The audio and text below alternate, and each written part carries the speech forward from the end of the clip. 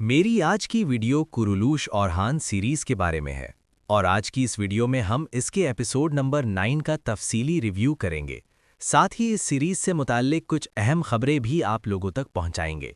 तो आइए शुरू करते हैं आज की वीडियो। नाज़रीन इकराम, ऐसा लगता है कि इस सीरीज़ के राइटर्स शायद मेरी वीडियोस देखते हैं, क्योंकि मैंने अपनी पिछली वीडियो में ये बात की थी कि ऐसा महसूस होता है राइटर्स भूल गए हैं कि हलीमा औरहान की नहीं बल्कि अलाउद्दीन की सगी बहन है, क्योंकि अब तक इन दोनों का एक भी सीन दिखाया नहीं गया था। लेकिन इस एपिसोड में आखिरकार इन दोनों का सीन दिखा दिया गया, और सच कहूँ तो ये बहन भाइयों का सीन इतना ज़बरदस्त था कि राइटर्स ने अपनी पिछली तमाम कोताहियों की तलाफ़ी कर दी। इसके अलावा मलहून खातून के किरदार पर जो मनफी तासुर डाल दिया गया था, अब आहिस्ता आहिस्ता वो साफ़ किया जा रहा है। साफ नज़र आता है कि जो भी कबीले और रियासत के लिए कुर्बानी देता है, मलहून का रवैया उसके साथ नर्म हो जाता है। लेकिन अगर कोई रियासत के मफाद के खिलाफ जाए तो मलहून किसी की एक नहीं सुनती। मलहून का सोई हुई बच्चियों से बातें करना उसके नर्म दिल होने का सबूत है, लेकिन मेरे ख्याल में राइटर्स को ये भी वाज़ह करना चाहिए कि माजी में ऐसा क्या हुआ था जिसकी वजह से ये बच्चियां मलहून खातून से दूर हो गईं। इस एपिसोड में मलहून के चंद डायलॉग्स वाकई लाजवाब थे, जैसे चोट तब मारो जब लोहा गर्म हो, और जो आज अपने बच्चों को तैयार नहीं करेगा वो कल उन्हें खो देगा।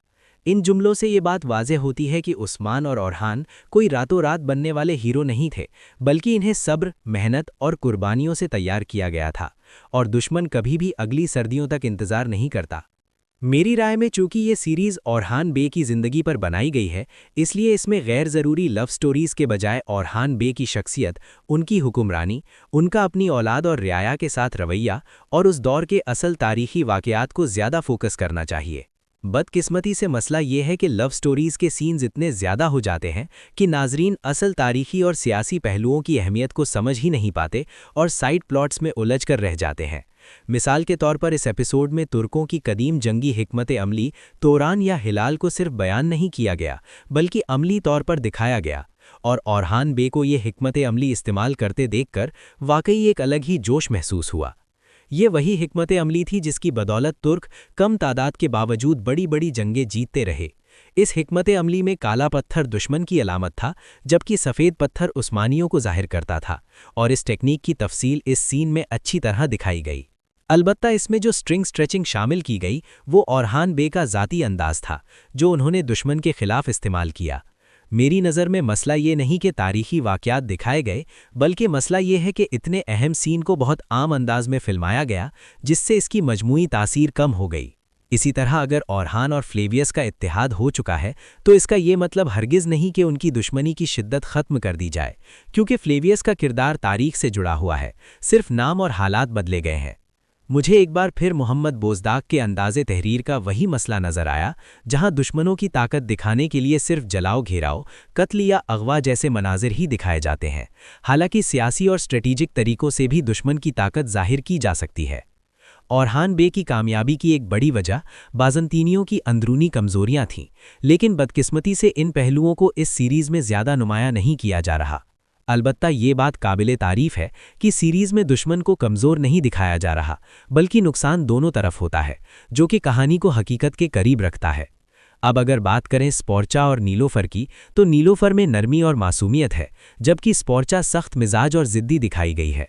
ऐसे में स्पोर्चा के साथ औरहान की नई लव स्टोरी शुरू करना, वो भी उस वक्त जब पहले ही कई लव स्टोरीज़ चल रही हों, मेरे नज़दीक मुनासिब फ़ैसला नहीं होगा। हलीमा और दरसून और फ़ातिमा और फ्लेवियस की कहानियाँ पहले ही मौजूद हैं, जिनमें फ़ातिमा और फ्लेवियस की स्टोरी सबसे ज़्यादा दिलचस्प लगती है, इसलिए राइटर्स को उन्हीं पर तवज्जो देनी चाहिए। तारीख़ी तौर पर भी औरहान बे ने अपनी पसंद से सिर्फ एक ही शादी की थी, जो होलोफरा से थी। नीलोफर के किरदार के साथ मसला ये है कि ये किरदार अदाकारा के टैलेंट से कहीं ज़्यादा बड़ा है, और तारीख़ी सीरीज़ में तजुर्बे की कमी की वजह से कई बार ओवर एक्टिंग वाज़े नज़र आती है। एक और अजीब बात ये सामने आई कि किस्त नंबर 8 के आखिर में डायरेक्टर का नाम कुछ और था, जबकि किस्त नंबर 9 के आखिर में डायरेक्टर का नाम बदल दिया गया। मेरे ख्याल में ये महज एक तकनीकी गलती है, क्योंकि मौजूदा डायरेक्टर इस सीरीज़ को काफ़ी बेहतर अंदाज में लेकर चल रहे हैं।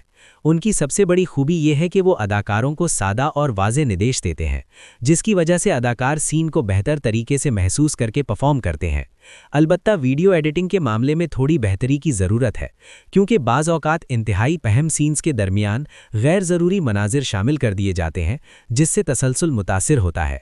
नाज़रीन इकराम, मजमूई तौर पर यह किस्त अच्छी थी, लेकिन कुछ कमज़ोरियों के बायस इसकी रेटिंग पिछली किस्त के मुकाबले में कम हो गई। इसकी एक बड़ी वजह न्यू ईयर और क्रिसमस का दिन था, जिसकी वजह से इस दिन रिलीज़ होने वाली ज़्यादातर सीरीज़ की रेटिंग मुतासिर हुई। अभी तक अगली किस्त का ट्रेलर भी जारी नहीं किया गया और इम्कान है कि किस्त नंबर 10 को कुछ दिनों के लिए मुअख्खर कर दिया जाए। नाज़रीन इकराम, यही थी मेरी आज की वीडियो। अपनी राय का इजहार कमेंट्स में ज़रूर कीजिएगा। टर्किश ड्रामा रिव्यू सेंटर को विजिट करने का बहुत शुक्रिया।